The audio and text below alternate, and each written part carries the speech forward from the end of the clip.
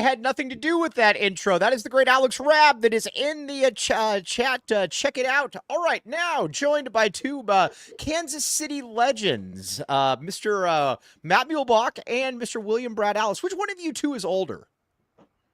I think Matt by a couple years. Oh, okay. Maybe. All right. Arizona wins. Arizona wins. You take care of business. Guys, listen, this was obviously a crummy out of conference predicament, but I will say this. Arizona is now in first place in the Big 12. What do we think about that, fellas? Wait, Luke, you're missing all the big picture topics. Number one, this is your first day, right? First day on the podcast. This morning we had almost 400 lives this morning. Very exciting. Well, congratulations on that. Number two, was that a WILD Cats? That was a while about the Cats. Yeah, intro right there. Yeah, and you want to know what too? It's somebody that knows Harvey Mason, and he told me he's like Harvey said there shouldn't be any problem with it. So I like the new 2024 rendition of it. Yeah, no, it's a nice little outro. Okay, all right, we got a nice little outro. You will see it as well. Okay, guys, Arizona first place in the Big 12, obviously, as we know. Guys, this comes down to one thing for me, though. Caleb Love. Arizona needs Caleb Love to be an All-American this year. If Caleb Love is not an All-American, then Arizona's not going to be good. If Caleb Love is an All-American, they should be good. What say you, Mr. Muehlbach, and then what say you, Mr. William Brad Allis? Yeah, I think he's the engine, he's the head of the snake, whatever you want to call it, and he's the one guy that can get his shot, I think, inside and out. When you look at most of their players, they're either limited by not being a great shooter or not being really good inside, and he's the one guy that can do both. And if you can do both, which he did tonight, right, and you can make the three. You're going to be like, he's been a prolific scorer his whole life, and he continues to be. What I like most about anything about tonight was just watching his confidence, right? He looked like Caleb Love. And I'll just use a personal story. My senior year, I really struggled in November and December that year. And a lot of it was due to the fact that it was my last year. And I knew it was my last year, and I was almost over trying. I was trying too hard to make things happen, and really like took a lot of the games personally, like every time I didn't have a personal good game. And it took me finally till like January. I started playing a little better and just kind of let it go and just forgot about it. And I felt like a little bit for Caleb that happened this year, in the first month of the season. Yep, Brad, it looks like we got at least his powers back, and I've said this from the beginning. I need an alpha Caleb Love. I can't have a beta. If he's missing shots, I'm totally fine with it, but I can't have a beta. We have the alpha back, it appears. Yeah, in many ways, I think Caleb was suffering from reverse Hassan Adams disease. And remember, Hassan's senior year thought he had to be a two-guard to go to the league. I think Caleb thinks, and he's not necessarily wrong, that he has to be unselfish to go to the league. But to even get a look by the league, he still has to score. And yeah, we need an alpha Caleb Love. And I'll add this. I think they need a all Big 12 type performance night in and night out from Bradley. Obviously there's 17 great guards in the Big 12, and he doesn't have to be all Big 12, but he has to be in that conversation. And the two of them had pretty solid games tonight. You throw in Vasar, but tonight was a night where, when Caleb scored 30 plus points, and they needed most of those.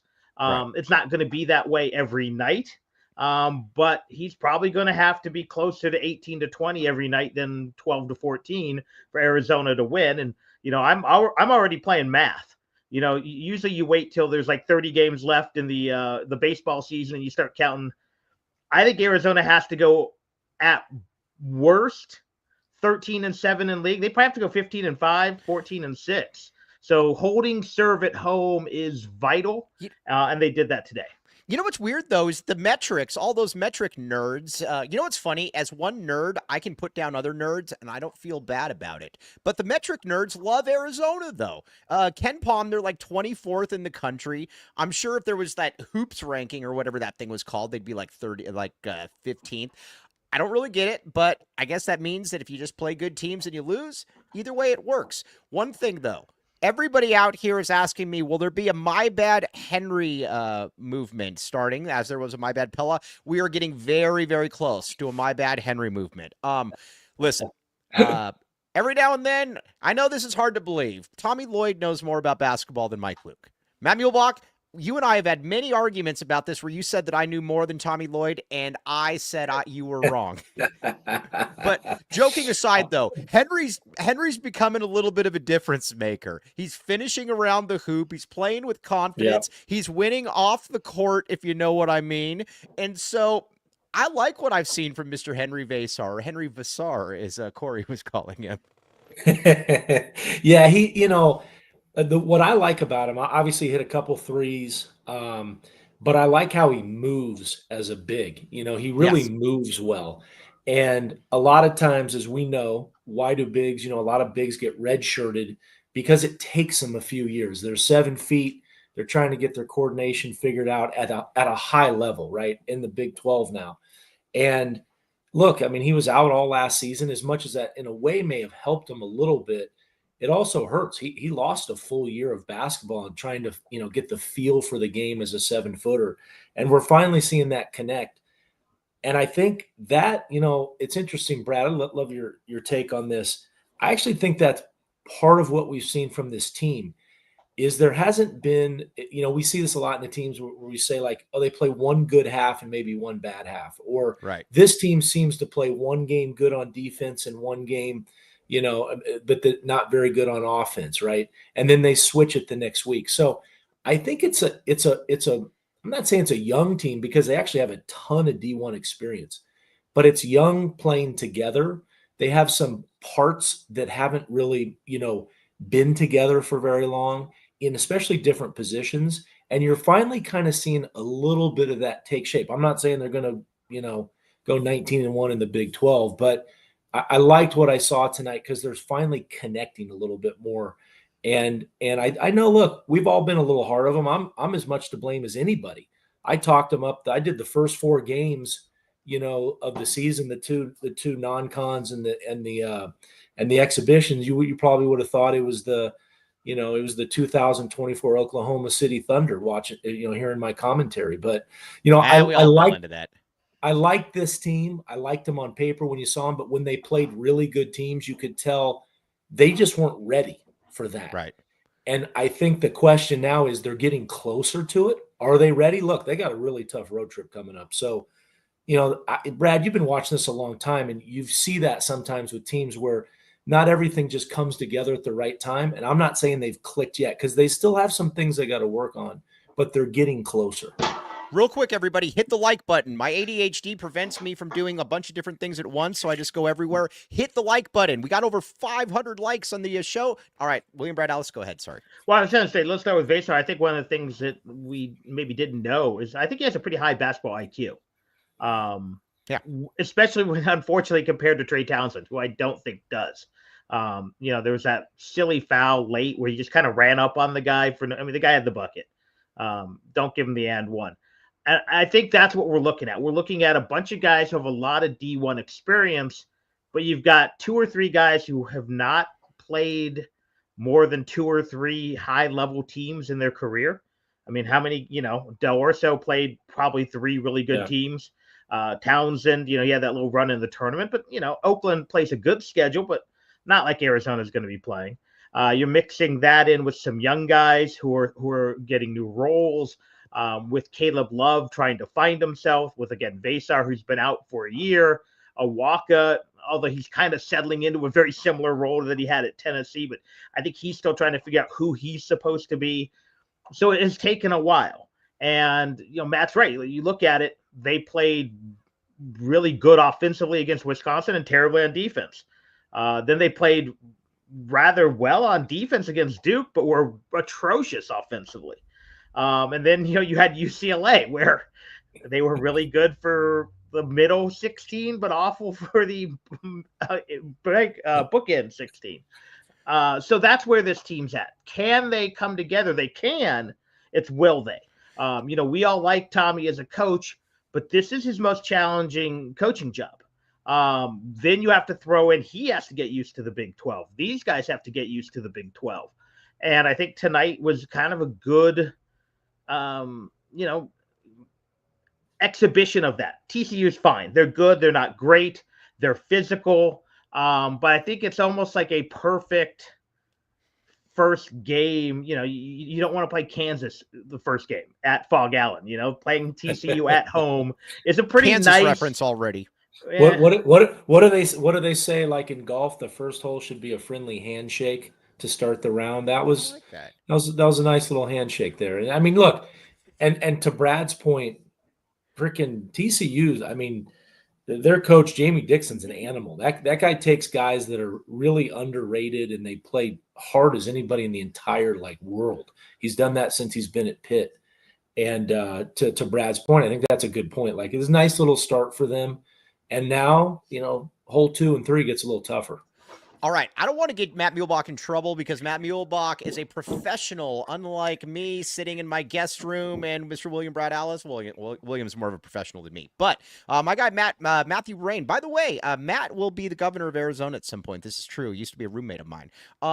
He says that Tobe Awaka is an underrated piece, doesn't get credit because he can't score, but his toughness and defense makes a difference. Townsend, on the other hand, I tend to agree with this. I've got to ask you guys about this. And Matt, if you have to check out of this and not say what you might feel, I understand. I don't understand Townsend. I'll be honest with you. I was enamored by Townsend this offseason because he put up big numbers against teams that they played against, like Miami 31-13, Kentucky 17-11, but he doesn't rebound. He doesn't really box out. He doesn't really finish around the hoop. He turns the ball over left and right. What is the role for Trey Townsend? What are you looking for from him? Because it's not been pretty so far, fellas. To me now, obviously he was conference player of the year. He had some big games in the tournament. He had some big games. I now want him to be a guy who can, frankly, I'd rather see him come off the bench. And if he has a great game, you ride the hot hand. And if not, he plays 12 minutes. Right. Maybe he figures it out, but we're 10, 12 games in. And I don't have, again, Caleb Love, I had some confidence he could figure it out because he's done it for 17 years in college. I think he's played one less year than that 9-year guy at Miami. But he went to high school with Matt Muehlbach. Little known fact. Townsend hasn't done it at this level. He's done it. So could he figure it out? Maybe. I just don't see it. Because even with Caleb Love, sometimes the shots just weren't falling. But he looked like Caleb Love. Here, what does Townsend do really well? I don't know. I would like to hopefully see Carter Bryant really start to figure it out. And then slowly assume that role as that kind of undersized power forward and have Arizona kind of go smaller. I think that's their best lineup. Especially, I think you can get good minutes out of a Vasar Awaka combo, and maybe again Townsend and Bryant figure out how to share that time, and then the rest of the time you go very small with a true 3 at the 4. Mr. Triple Double, what say you? Well, I'll say a couple things. The irony is when they go Carter Bryant at the 4, I would say the same thing. They're going small, but they actually get taller. I think Bryant is longer than Townsend, definitely, ironically. And, look, I want to go back to what Brad said. It's not easy when you go 4 years and you play a certain role, which is I post up, I get the ball 30 times a game in the paint, and I get to go to work, right? And Townsend doesn't get the ball a ton right now. He's not getting a lot of looks on the block to make a move. And he's undersized, right? He's an undersized 4-man, especially in the Big 12. You look at his numbers, he's shooting 58%, which I think is second on the team. And my problem is the rebounds, though, Matt. When you play as much and you get 3.5 rebounds per game, that's Yeah, I think I agree with that. He's got to do a better job on the glass. I'm not gonna dress that up. He does. He's got to do a better job on the glass. But this is not as great a post-entry team as we've seen in the past. We've seen big men that are really good post-entry guys a couple years ago. Funny enough, Ballo and Tubelis were as good a post-entry players, big to big, as I've seen in a long time. The guards were even really good at it. So It's a little bit like Del Orso, right? Deli's trying to figure out, how do I be a role player when I was averaging 20 a game and getting 20 shots a game? And it's a little different. All of a sudden you get this. Back in my heyday, you get, 8 shots and you better damn well make them. If you don't, you're yeah, right. You're exactly. You're like 0 for 3 thinking, oh my God, this is going to be a tough game. So look, I don't want to beat up on the kid either. I don't want that to come across. I just need to know what does his role need to be. That's what I'm asking the experts. I'm not an expert. You two are. I think his role is a lot like all these guys' role. They're trying to figure it out. I mean, they're trying to kind of right now figure it out. And I think that's why we've seen a little bit of a lull. Look, I'm not going to dress this up either. Like, if you look at my number 1 and like number 2 or 3 reasons for teams that make the Final Four, number 1 is they have multiple NBA players on the team. Are there on this team? I don't know. Maybe there's a guy or two that's going to play in the NBA. We'll see. Maybe not. Maybe there's none. I don't know. The other is, rim protection. And when they start, they start kind of 2 undersized 5s and 4s. And so that's who they have. But I like how they're getting better, though. And I'll give Tommy Lloyd a ton of credit, because he did something that doesn't even seem like it would not have been something I would have thought of, is to start Del Orso. He struggles on defense at times, but he offensively is really solid and really good, and he spreads the floor. And I think that was the key for Tommy. He wanted someone on that starting 5 to spread the floor. And what we've seen in the 3 games, I think it's been since he started, the lane has opened up for everyone. It's opened up for Caleb. It's opened up for even KJ Lewis a little bit. It feels like there's a little more flow to the offense. And so I got to give Tommy a ton of credit for that, for seeing that. Well, Brad, 28 assists on 33 baskets. Again, this is why I always tell people that I need I need you guys, because you guys are smarter than me. That's pretty impressive. 28 assists. That's old school Tommy Lloyd from the first couple of years, my friend William Brad Ellis. Well, yeah, that's what I think this team does, because Jaden Bradley. Well, we all know I love him, but he's not a traditional 7-8 assist point guard. Right. He is what I call flow of the offense point guard. So, and tonight I think he had 6, which is a great number. But the fact is, when you have him on the floor with Caleb Love, with Del Orso, with KJ Lewis, those are all guys who can kind of keep everyone involved. We saw that in years past. Pella obviously was playing the 3, sometimes playing the 4, but he was a very good passer. He was a very good facilitator. The offense flowed. There wasn't that the ball stopping when it doesn't need to stop. And ironically enough, it's kind of weird, because Caleb Love taking more shots, but the offense actually flowed very well tonight. When they went on those runs, multiple guys were getting involved. Now, some of that was KJ Lewis on the defensive end in the first half, but Vesar got open looks. And it very much is, the more unselfish Caleb Love is, the more selfish he gets to be, ironically enough. That's a great point, because when he gets into the lane, and Brad, when he gets into the lane, I say this all the time. The thing that annoys me, I understand if you're like some white guy like Mike Luke and you can't do anything and they just stick you in the corner and they just say, just stay there, and if you're open, you can shoot it. But that he limits himself so much, because you've seen it, guys. When he gets into the paint, he's a decent passer. He does the wraparound. He can draw attention and make the right pass, Brad. Like you said, when he's unselfish, it almost leads him to become more selfish. We need unselfish Caleb Love to become selfish Caleb Love. I actually like that. Yeah, and the other thing is, I think he has to work outside in. And what I mean by that is, the more they attack, the better looks he's going to get from the perimeter. Because tonight he did a lot of scoring early inside and got other guys involved. And then was able to get, how many open looks did he get late in that game? Every time TCU tried to make that little run, he had a very Jason Gardner-esque night, if you want to, where Jason Gardner never hit a game winner, but he hit a bunch that put him up from 5 to 8. And he did that tonight. So I think that's what they really have to do. And he still finished 4 of 17 from the field.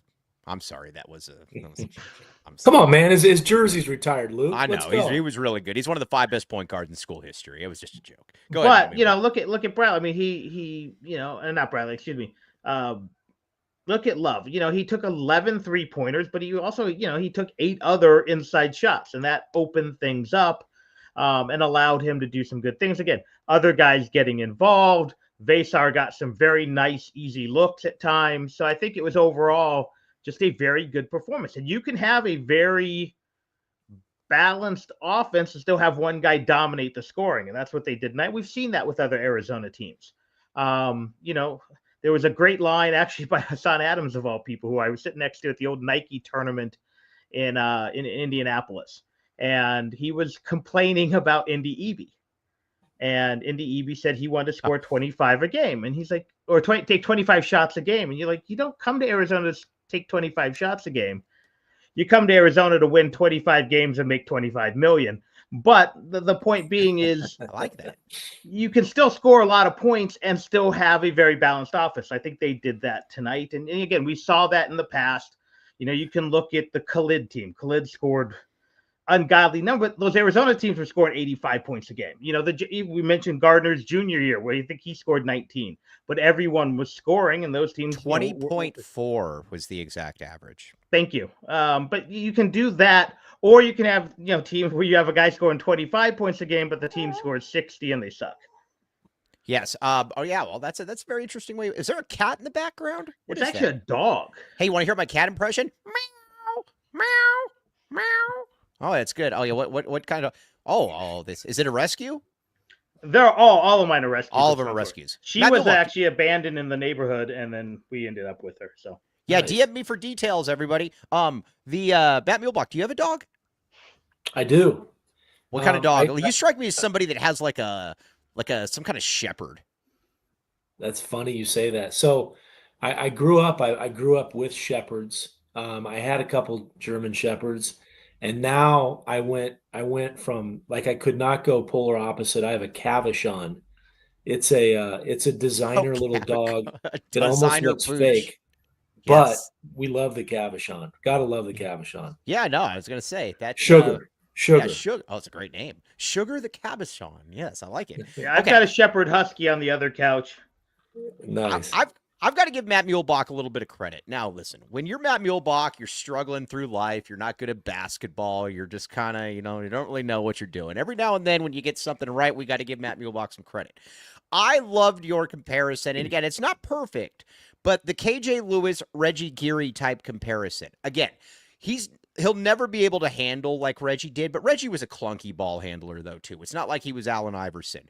But everything, though, that Reggie did in his first 3 years was a couple dribbles. He was a tertiary ball handler. He finished at the bucket. He defended, was never going to be a good shooter. I still think of that weird hitch thing in his jump shot, but he played to his strengths and he became maybe the best role player in U of A history to this day.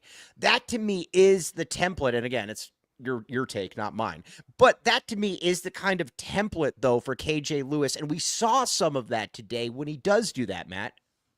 Yeah, that's, as you said, the template, the blueprint. That's what he needs. He almost needs to look at video of Reggie and just watch him. Think about Reggie. It's pretty crazy to think. In 94, he played the 3. In 95, he played the 2. And in 96, he played the 1. And that takes a really, really bright basketball player to figure all that stuff out. And I think that's KJ's comp right there. He's roughly the same size. He's got similar athleticism, although Reggie was crazy athletic. And I think KJ's there. Reggie was, we always like to use the term dog. And the funny thing, I was talking to him the other day about this. I said, Reggie, he's like one of the nicest guys in Tucson. Could not be nicer. But he's one of the baddest ass dogs that Arizona's ever had. Like, you watch him against Jalen Rose, what he did back then, Allen Iverson. And he faked it a little bit because he wasn't as big of a dog off the court as he looked like he was on the court. You could tell by talking with Reggie for 5 seconds that was an on-court persona. He's one of the greatest dudes. But that's KJ's comp. He just needs to look video. And I think he's learning too. Like, we probably, and I was probably part of this, we probably pumped him up a little more than he should have been early on just because of the athleticism, right? And that's where the NBA is now. If you have that type of athleticism, that's the one skill you have that you're almost guaranteed a first round pick. But look, he's an early young sophomore right now, trying to figure stuff out. And Reggie, remember, Reggie's also playing with two of the greatest, maybe, top 3 1-2 combos in Arizona history, and Damon and Khalid. So Reggie was kind of like, he didn't have to do anything, right? He at first, now he did later, but at first he just had to be Reggie and play hard and play defense and get tip dunks and run the court. That's all he had to do. And he did it really well. And then he got even better at individual stuff. But arguably KJ's, maybe doesn't have that backcourt, right, that Reggie had. So he's got to kind of figure some stuff out. I think he's getting better, and I love the fact, let's just all back up for a second and say, you got to appreciate this team, how hard they're playing, and the fact that he said, I want to come off the bench, and the fact that these guys they're playing hard. I appreciate that as a U of A fan. I've always felt Arizona fans, as much as we all want to see them win, and that's the bottom line. And in March, if they don't win, you're going to be disappointed for a long summer. But I think people appreciate how hard teams playing. This team's starting to figure that out. That's a skill, playing hard. And they haven't it is a skill. And they haven't figured it out totally yet, because you saw some of the lapses on defense in that second half, or the first half for that matter. And they're getting better at that. Hey, do you guys want to nerd out for like 2 minutes here? Because Kevin, I'm just going to go Kevin, because I'm terrible with last names and I will not pronounce it right. Khalid and Damon, or Bibby and Simon? Go. I mean, you got to say Bibby Simon. I mean, Bibby was a top Bibby 5 was the best. Bibby was the best. And Brad's going to disagree, but I go that one. What do you say, Brad? How many games did Khalid and Damon miss for academics? Well, how many Final Four MVPs do they have? Well, no, I know. I'm just saying. I want guys I can count on. Well, Damon, 3 first-round exits. Yeah. No, You know what's amazing to me about Damon, and we'll get back to the game here in just a second. Damon to me will always be, I will take Mike Bibby over Damon Stoudemire. Damon had a higher upside, but the problem with Damon, though, is that every third game, it was going to be a 5 of 24 game. And those generally hit come NCAA tournament time. That was the one. Well, here's the thing. And again, Bibby's the best of the 4. I mean, Khalid had the best season, but Bibby's the best. Exactly. But Bibby also knew that if the shot wasn't falling, it would for Miles, or it would for Michael Dickerson, or it would for Jason Terry. Whereas Khalid and Damon kind of had to score, because at that point in time, Reggie wasn't a scorer. Rayos was playing very much out of position, and he did his whole career as a kind of he was a stretch 4 before there was a such thing as a stretch 4. Obviously Blair,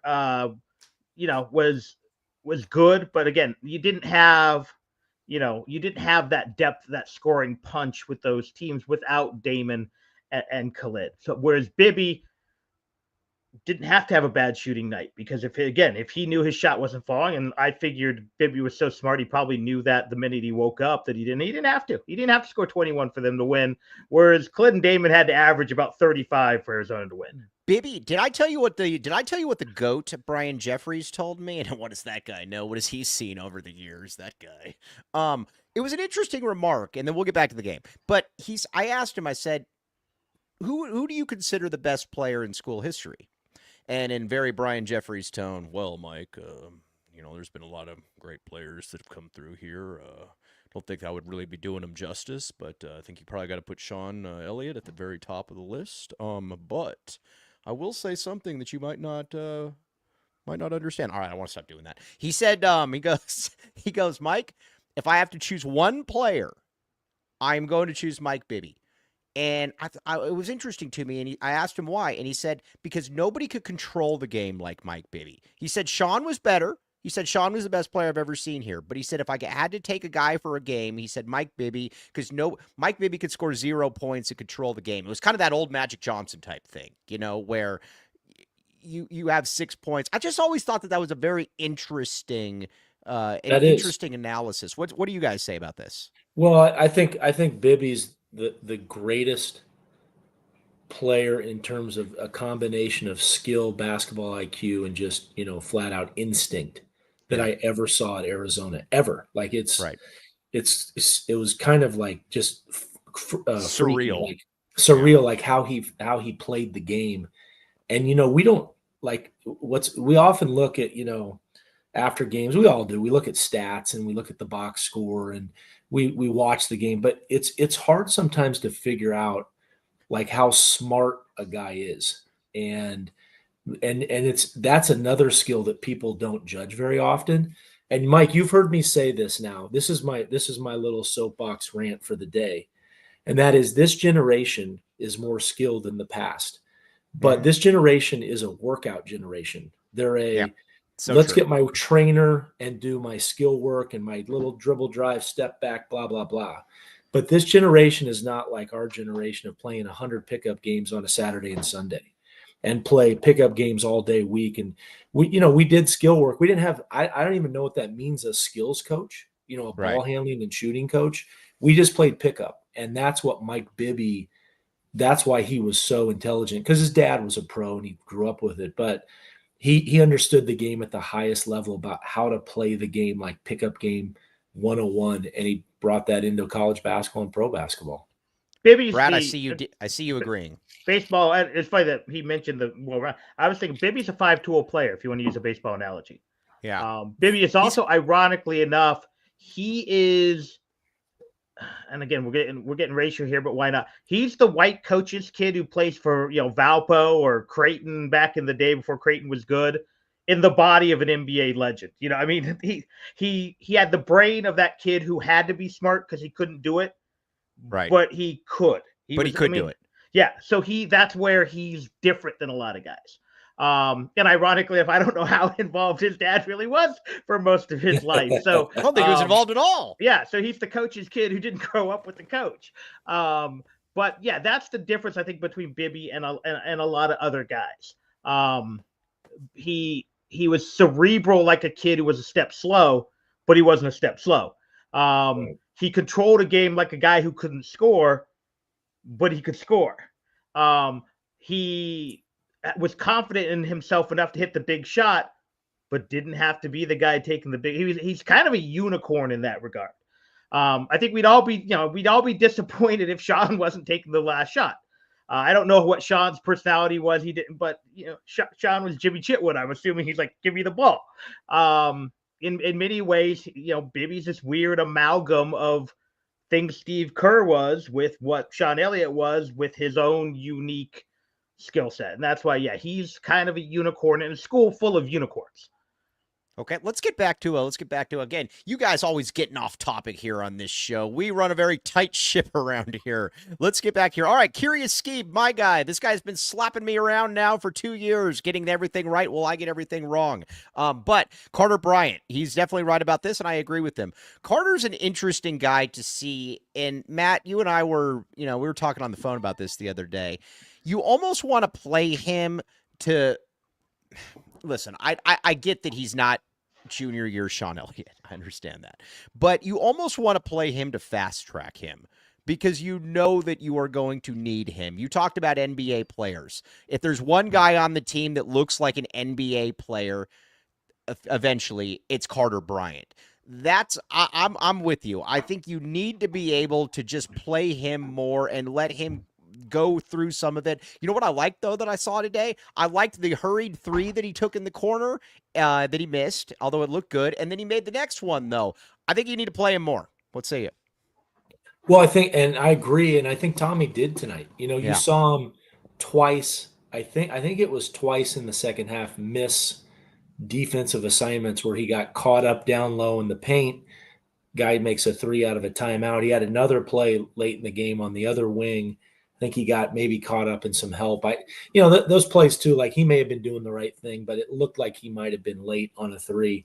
And Tommy let him play through all that. And what did he do? He gave up the three on one end and then hit a really hard contested three a foot behind the line, literally 10 seconds later. So I appreciate that Tommy letting him go through that, letting him get some time in the second half.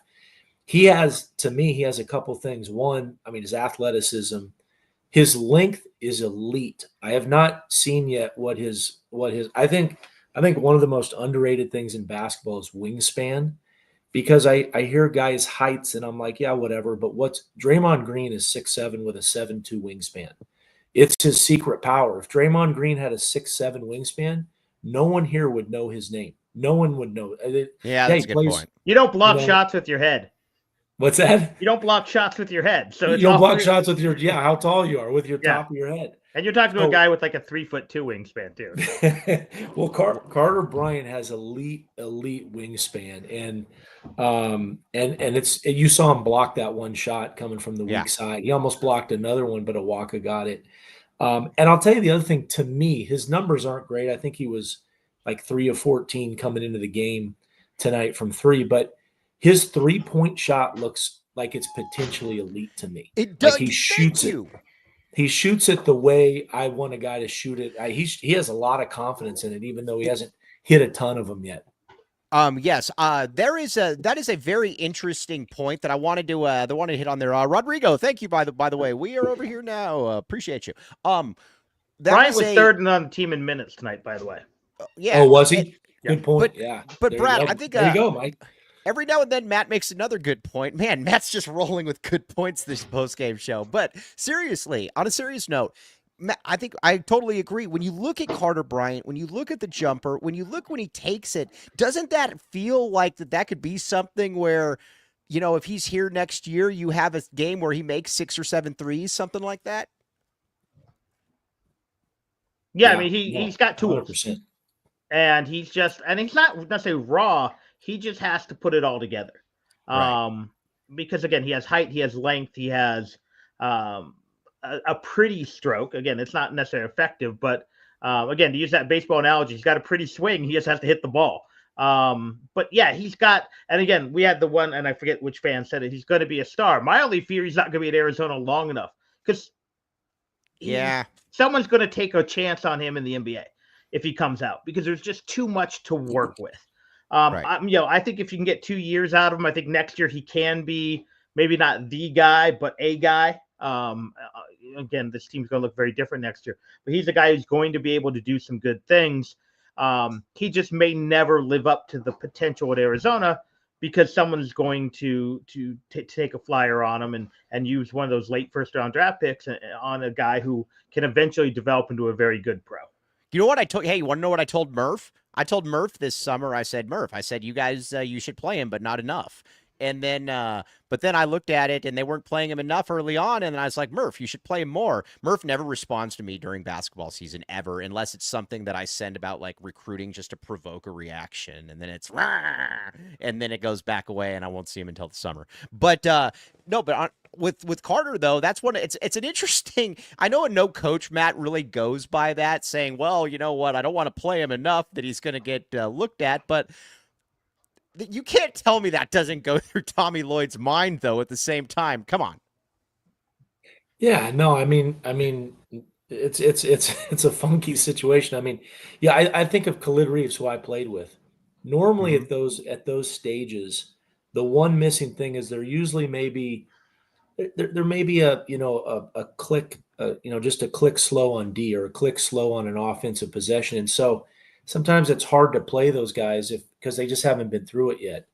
And I remember Khalid, though, by about January or February, and I was thankful I didn't have a redshirt year to come back because I would have been a 3-year starter who lost his starting job as a senior if that had happened because he kind of you could see it because I think I told you the story. I remember Khalid. I used to be able to like it with experience, kind of body him and do stuff to him that wouldn't allow him to do stuff his freshman year.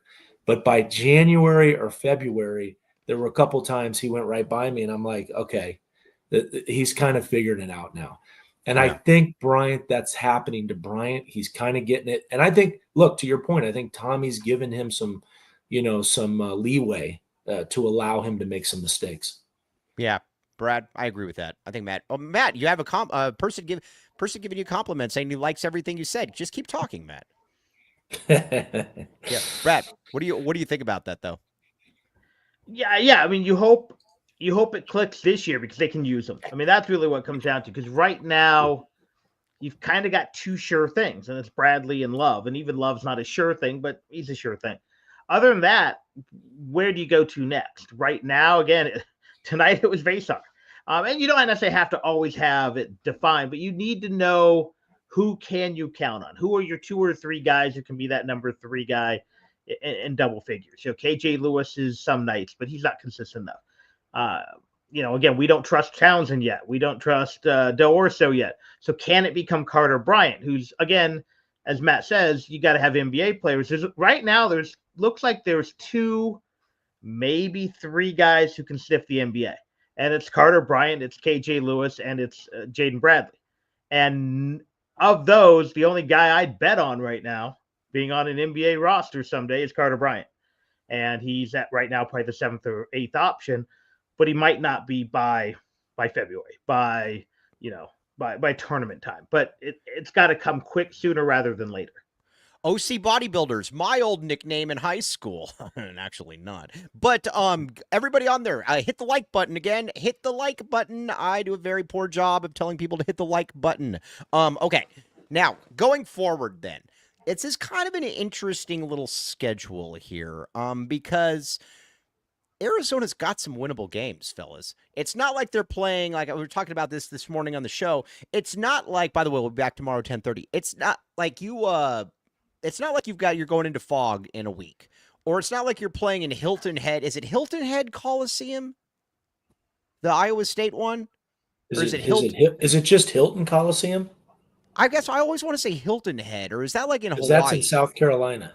Oh, yeah. Well, either way, I don't think they're playing in South Carolina. I think they're playing in Iowa. I don't know. The Big 12 may be expanding as we speak. They just merged to the SEC.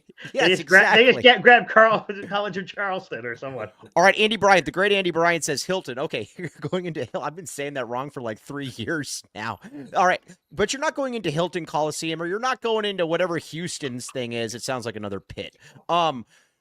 So you've got some games that you can win. You got Cincinnati coming up. They're good, but they lost today to Kansas State. You've also got West Virginia. You got Oklahoma State. You got some winnable games here, guys. I mean, I say we just keep this one moving. What say you, fellas?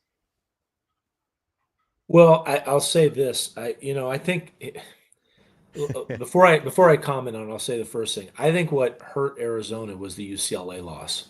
Because right. I think we would see this team differently had they just held on to what they, as Brad pointed out, played 20 minutes of really good basketball in the sort of middle of the game, first half, second half. If they win that, I don't know what they are now, 7-5, they'd be 8-4.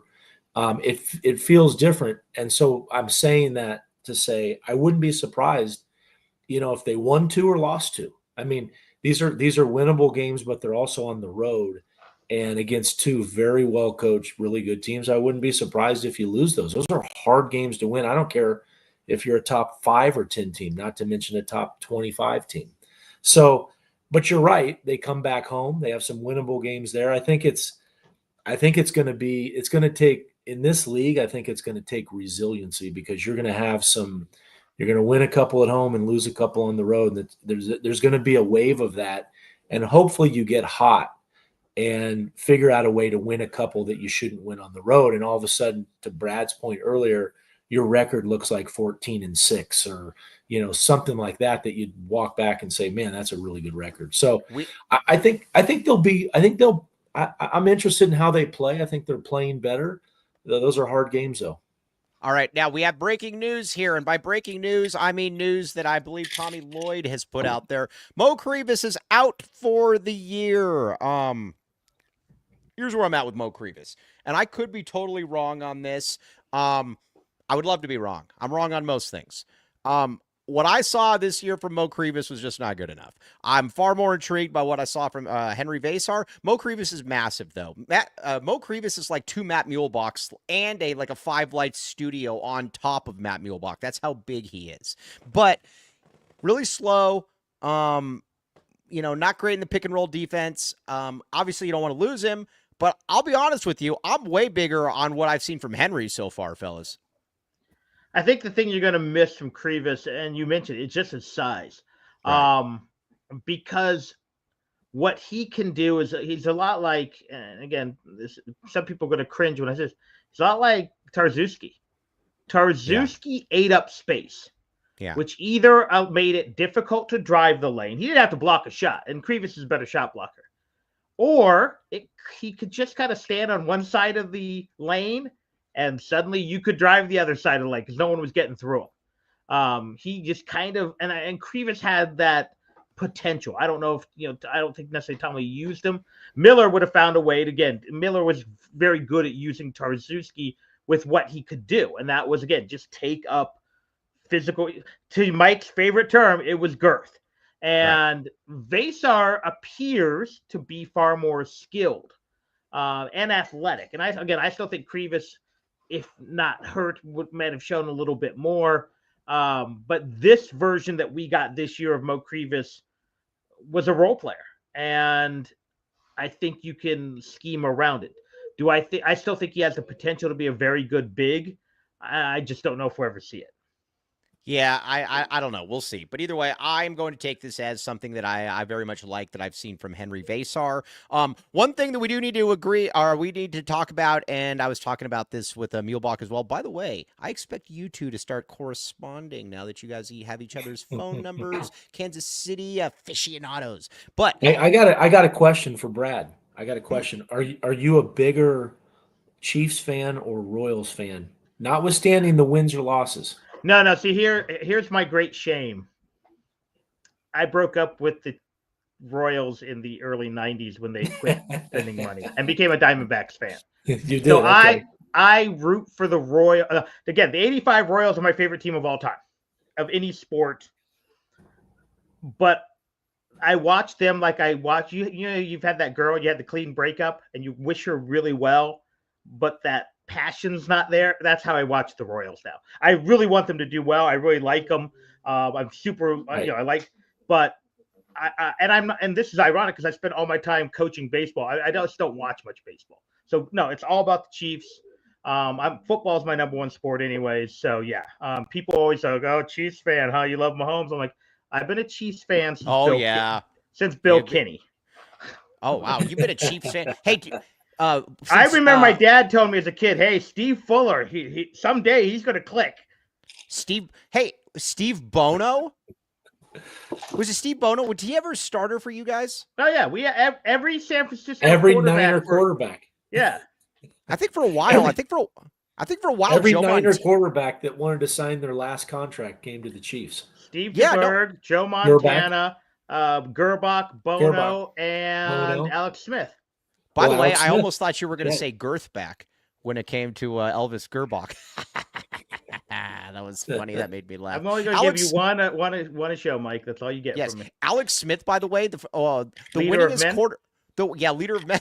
The winningest quarterback I've ever seen that never threw the ball beyond 6 yards. I've never seen. Everything was a check down. It was amazing. I could not have watched it. It would have driven me up a wall.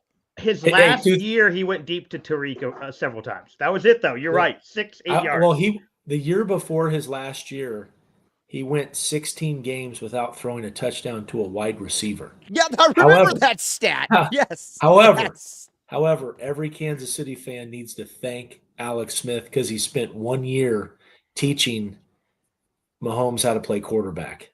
And now we see what I don't think Mahomes picked up a lot of it because he throws the ball downfield. He's like, not anymore. Not anymore. That's a good point. Right. That is a good point. They got the fastest guy in the NFL. They use him on jet sweeps. Yes, that's a very fair point. All right, now we got about 10 minutes left here. Going forward here, I'm just going to ask you this, guys. What is this team, if everything clicks, what is this team's ultimate upside? If everything goes well, and realistically, I don't you can't just say that Trey Townsend's going to average 25 and 13 and they're going to go to the Final Four. But Matt, if everything goes well, how good can this team be? Yeah, I think if everything goes right, I mean, I think you're looking at a top 10, top 15 team. I don't see him like we've seen in the last few years. We've seen 1 seeds and 2 seeds, and I don't see him as that right now. But, I mean, if everything went really wrong, I mean, you could see him, 35-40. But I think they kind of are where I think KenPom does a good job, even though he's not trying. It's just metrics. They have him at, 24? And I think that's about right. right now, and I think they have the opportunity to get better than that too, especially in a really good league. I think that's the key. It's how good the league is because, again, doing the math of, okay, they got 20 conference games. I think if they get to 18, they're in. I think if they get to 21 or 22, they're probably looking at a 5 seed. I think the biggest thing that could hurt Arizona is they no longer use or very rarely use like your last 10, your last 12. Because I could see Arizona peaking at the right time and getting hot and winning, 7 out of 10 down the stretch in the Big 12 is tremendous. But again, if they can go 9-1 at home, go 6-4 on the road, that's 15-5 in a great league, and suddenly you're a 21-10 team, and that doesn't sound like a good Arizona record. But looking at some of the metrics, that's gotten teams 4 seeds in the Big 12 in the last couple of years. And again, I keep coming back to this. Everybody loves Ken Palm. Ken Palm has Arizona's 24 in the country. I mean, I'm not going to apologize for it. By the way, one thing that always happens, and it hasn't happened this year yet, but I guarantee you if we win a few games, this will happen at some point. People will start comparing this team to 97. This happens every single season, and they'll say, any 4 seed in the world. Yeah, or like, 97 win 19-9, or whatever. Yeah. That will happen at some point if Arizona wins some games. It has not happened yet so far this year, but there will be a 97 comparison. And the sad thing is, with what we now know this team doesn't have guys getting hurt, guys not being as good as we thought. If Tommy Lloyd gets his team to the Sweet 16, that's a very good coaching job, and people will be upset because he only got to the Sweet 16 again. Because unfortunately, I don't think people look at it in the vacuum. They look at it. Again, I don't know if this team can be that good. And again, when I say they can go 5-5 on the road, I don't know if they really can. That's upside. But I don't think it's impossible. But he could very much do his best coaching job and have his worst regular season. And he's going to have his worst regular season. He's already there, I think, from terms of losses. But we could learn a lot more that makes us happy with Tommy Lloyd, the coach, with how they finish, and it still be the worst year record-wise. Yeah, I mean, here I get beat up a lot. People are like, Tommy, you're way too supportive of Tommy Lloyd. Listen, when you win the third or the second most games ever in your first 3 years, I am going to support you. Tommy Lloyd has built up some credits to get to this point. Also, and I don't want to hear any of that nonsense about they're like, he just padded his stats against bad teams. Tommy Lloyd's teams killed it out of conference. Like, just look at last year. You beat Duke and Cameron. You beat Alabama. You beat Michigan State. I mean, the year before, you won the Maui Invitational. And before that, he's done a very, very good job. Now, have there been some miscalculations? Yes, there's no doubt about it. One thing, though, Matt Muehlbach, all that said, that drives me crazy. I do not understand why we do not defend the three-point shot. TCU came in as one of the worst three-point shooting teams in the country, and they shot 43% from three today. Why don't we defend the three, Matt Muehlbach? I don't know. But if I told you this. I asked Sean Miller one year. They were ranked number 1 in the nation in three-point shooting defense. Yeah. And I said, Sean, what is it that you guys do? He goes, I don't know. I think it's just lucky. I think people are just missing shots against us. Right. I swear to God, that's what he said. I don't like it. I don't. And let's let it all play out. Agreed. I mean, let's see. I think they're doing a lot better job hedging right now on shooters at the 3-point line, which they maybe were drop coverage a little more early in the season. So they're adjusting a little bit. But I want to go back to what Brad said. I think the key to this season, and I'll use this golf analogy, it's winning at home. Those are not making double bogeys and bogeys in golf. You just have to par those holes you're supposed to win. If they can win at home, and I will say this, the second thing too, and maybe I'm a little strange saying this, I actually am enjoying this season. I'm enjoying the sort of fight. I'm enjoying the fact that they've got to kind of get back in the lab and really roll up their sleeves and fight for it. I think it's showing some pretty interesting basketball to watch as a fan. Now, look, I think we'd all be happier if they were 13-0 or whatever, how many games they've played, and ranked 2 in the country or whatever it is. But it's fun to kind of watch them kind of battle, try to figure it out, try to put the pieces together, which they haven't been perfect yet, and see what they can do, especially going into the Big 12. It's like kind of building, but again, I like I said, I think it's fun to watch that. I will say this: it settled under 40%. TCU was not. They shoot 34 normally. They shot 39 tonight. They were 9 of 23. I can live with 9 of 23 from a team that should be working it inside more. It's not great, don't get me wrong, but it's not as bad as it's been this season, where teams have shot 45%. And I'm going to disagree with the rims, because then Arizona would be shooting 50% from behind the arc, right? And they don't. All right, guys, you guys are both smarter than me. Matt, you're a lawyer. Brad, you're doing big stuff for, is it Marana or the county? I can never remember. Neither. Pima Association of Governments. It's that's hard to explain. We do transportation around the region. That sounds even more important than everything I just threw out there. So, all right, now Hal is my guy. Now that we're on a new platform, guys, we are going to try this here. I've never been able to pronounce Hal's name correctly. I think I did once, and then I reverted back to messing it up. Matt Muehlbach, you go first, Mr. Triple Double. Then William Brad Alice, that you go, and then we're going to try to figure this. We're going to see who's closest.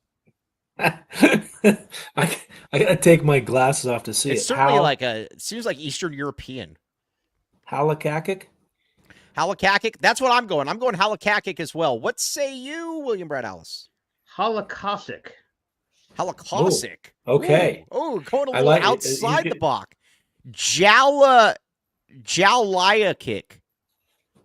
Jowliakik. Oh, we were way off.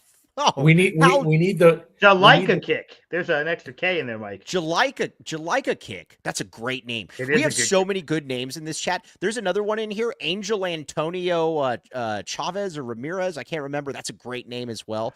All these, so many great names. But either way, Hans Gruber. I mean, same name as an international Hans Gruber. terrorist.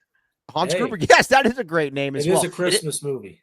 It is funny. There's a guy in here that's in here all the time. He's a great dude. His name's Brad Rich. And I would always say, I'm like, man, I'm not going to entertain somebody that has two first names.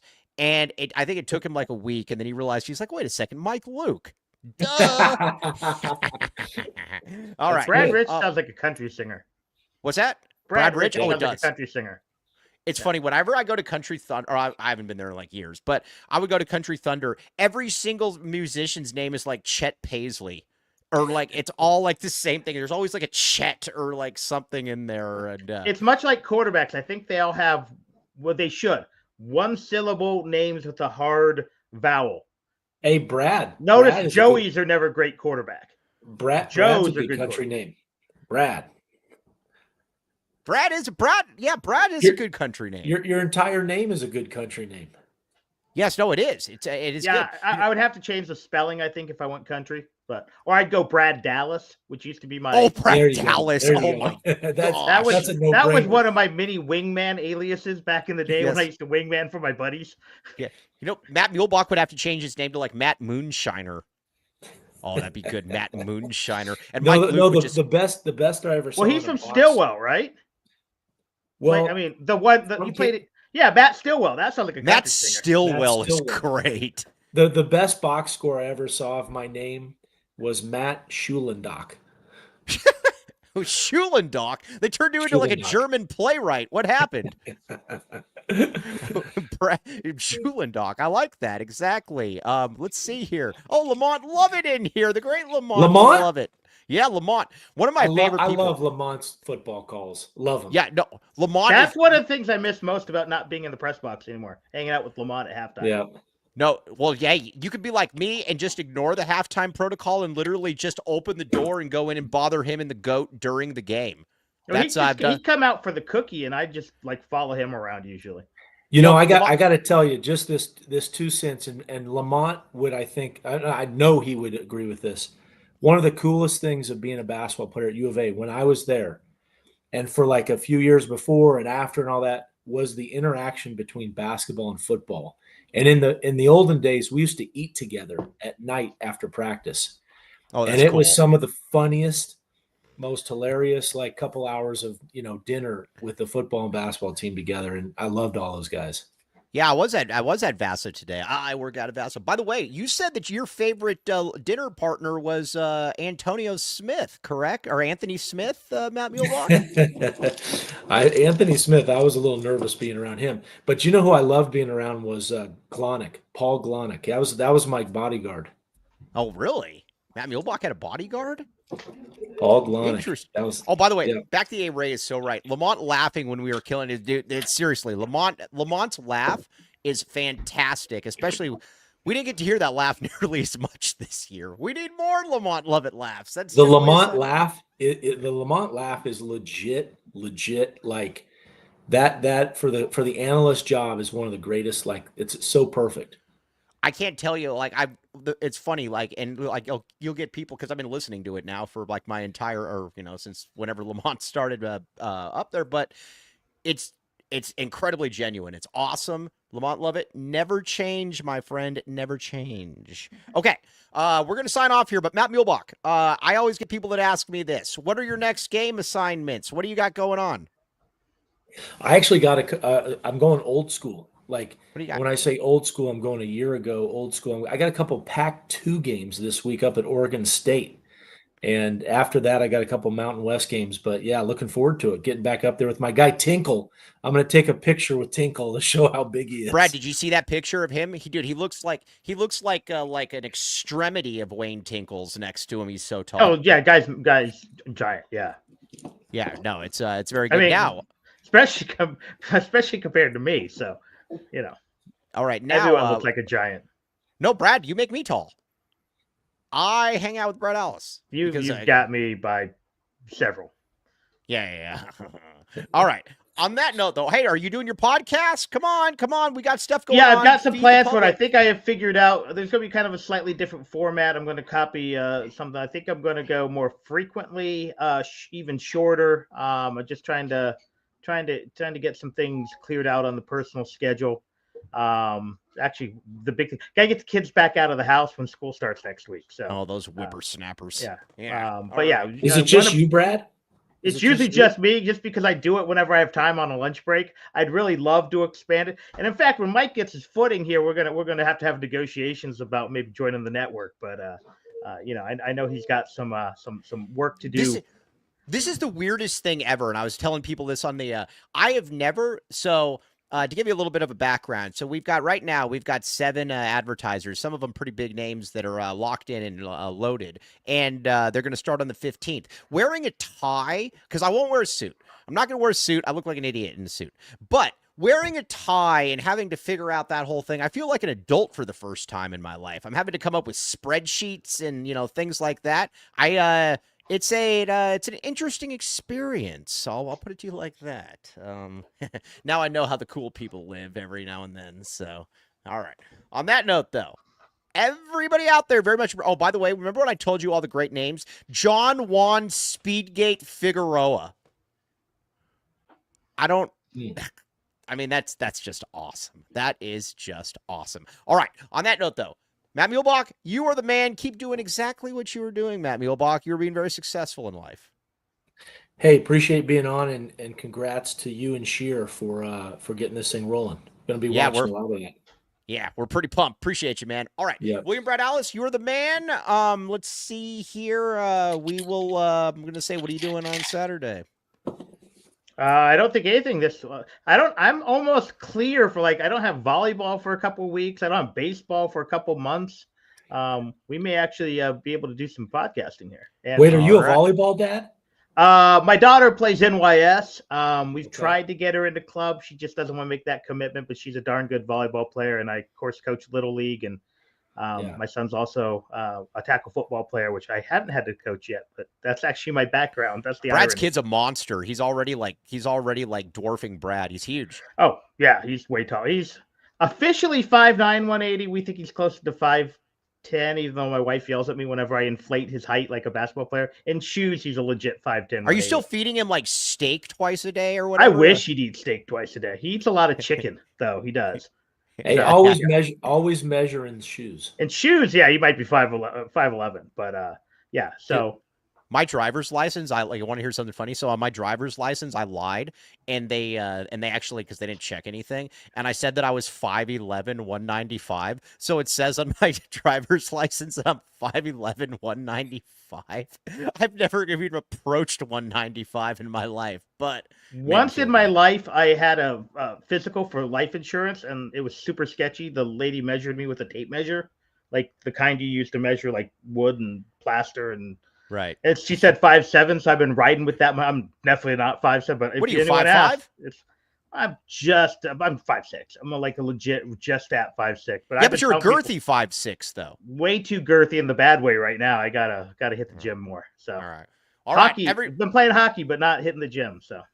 Everybody out there, very much appreciate you. We will be right back with you at 10:30 tomorrow for Mr. Triple Double himself, the man that life comes easy for, Matt Muehlbach. William Brad Alice, the man that has his hands in hands in fires. Is that the term? I don't irons in the fire. Irons hands in the fire. The cookie jar.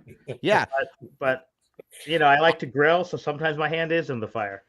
I am merely Mike Luke. I'll also, everybody hit the like. Very much appreciate you guys. TTFN, ta-ta for now. You've been listening to the AZ12 podcast.